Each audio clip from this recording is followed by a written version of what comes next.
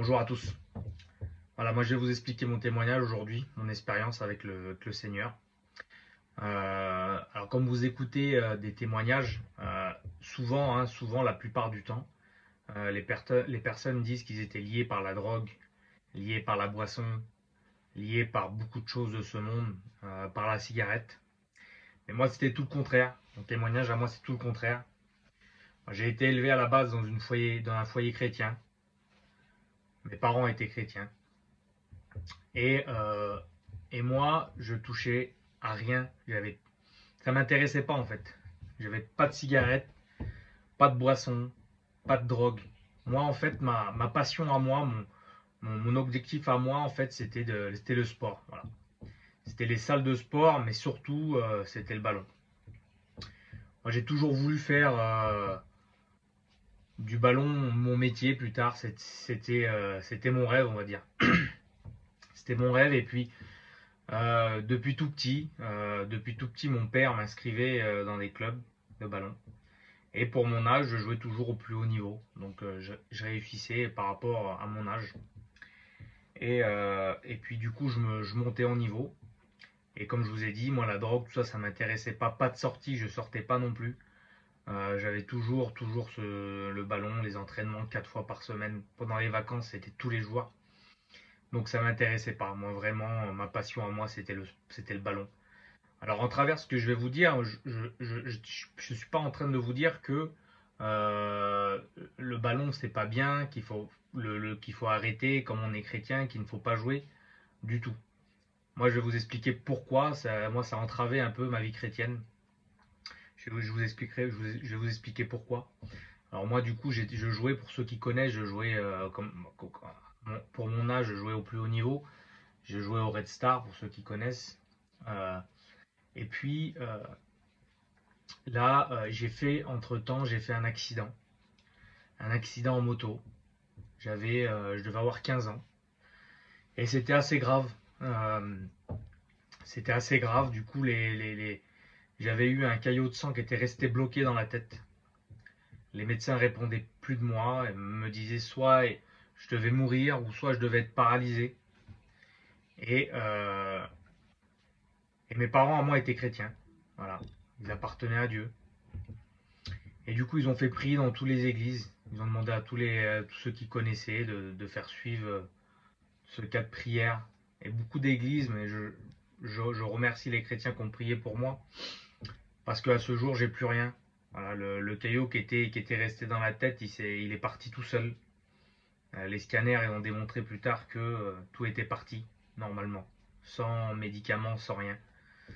Et moi, en travers ça, je, je ressentais le besoin, comme je devais quelque chose à Dieu par rapport au miracle qu'il a fait. Parce que beaucoup me disaient un miracle que tu t'en sors bien. Et moi, en travers ça, du coup, bah, j'allais à la réunion. Voilà, j'allais à la réunion, j'écoutais la parole de Dieu.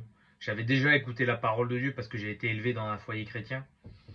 Et, euh, et du coup, mais je m'intéressais plus à la parole de Dieu qu'auparavant. Et là, j'ai voulu faire une expérience avec le Seigneur. Voilà, j'ai voulu faire une expérience. J'ai fait l'expérience avec le Seigneur. Je me suis baptisé un an après. Mais j'avais toujours ce lien qui était le ballon, à travers ça. C'était toute ma vie, voilà, c'était le ballon. Et, euh, et là, un gardio que je connais m'a dit, écoute, je peux te proposer quelque chose. C'était déjà payé à cette époque-là. Pour ceux qui connaissent, c'est pareil, c'était de jouer en CFA au Lila. Et puis là, bon après, de ne pas jouer tout de suite, mais de commencer déjà à m'entraîner avec eux et peut-être par la suite, ben, jouer avec eux. Voilà. Et puis c'était de ce côté-là, en fait, c'était mon rêve qui se réalisait. Et là, il me dit, bah écoute, et puis moi, en travers ça, voilà, je regardais plus à Dieu. Et puis moi, je m'avais baptisé entre temps, et il me dit, ce Guardiola me dit, c'est le dimanche matin, c'est les matchs. Et c'était le jour du culte. Ça fait que, il me dit, t'as quelques jours pour me donner une réponse.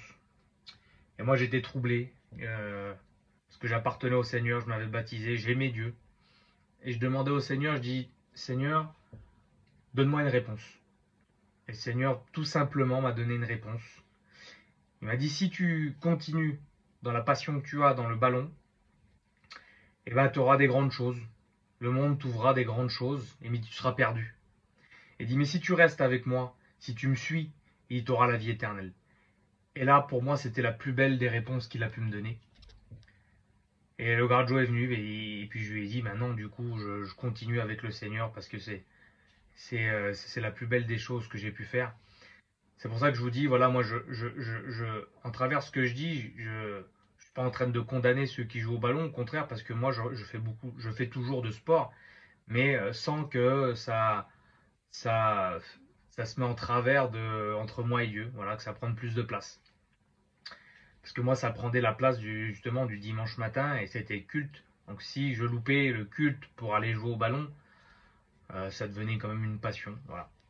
Mais donc à travers ce témoignage, voilà, je vous ai expliqué mon témoignage et c'est la plus belle des choses que j'ai pu faire. Je ne regrette pas une seconde ce que j'ai fait, d'avoir continué avec le Seigneur et d'avoir tout laissé tomber, la passion que j'avais.